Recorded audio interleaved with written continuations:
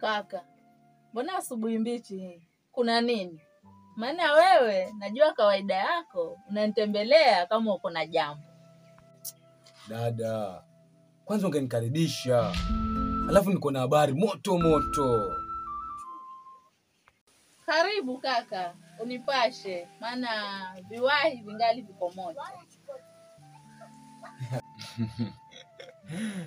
Dada, kuna jambo nataka tuongee. Japo ni gumu kiasi. Jambo gani kaka hili?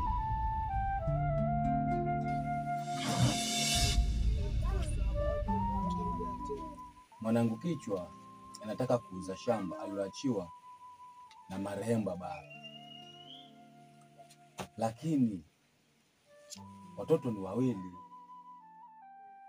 Tena nakumbuka marehemu mmeo alisema lile shamba lipewe mtoto mwenye adabu.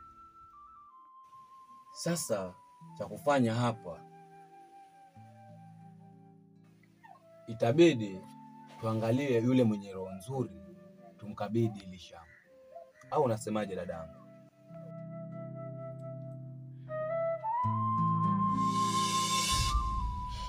Sawa kaka, si jambo baya.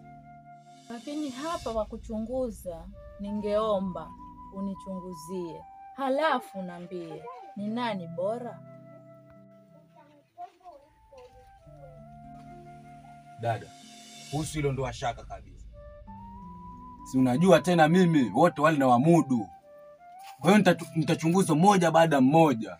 Lakini dadangu, nataka nikija kuambia huyu ndo bora usiniangushe. Sawa. Kwa sababu wale wote ni mandugu na pia ile shamba likiuzwa watagawanya. Huyu achukue pande lake na huyu achukue pande lake. Mkiuza ile shamba mimi nitatoka kule kijijini nije huko. Sawa dadangu? Usilo ndo shaka nitaweka sawa mambo yote. Nachia mimi hapa. Sawa dadangu?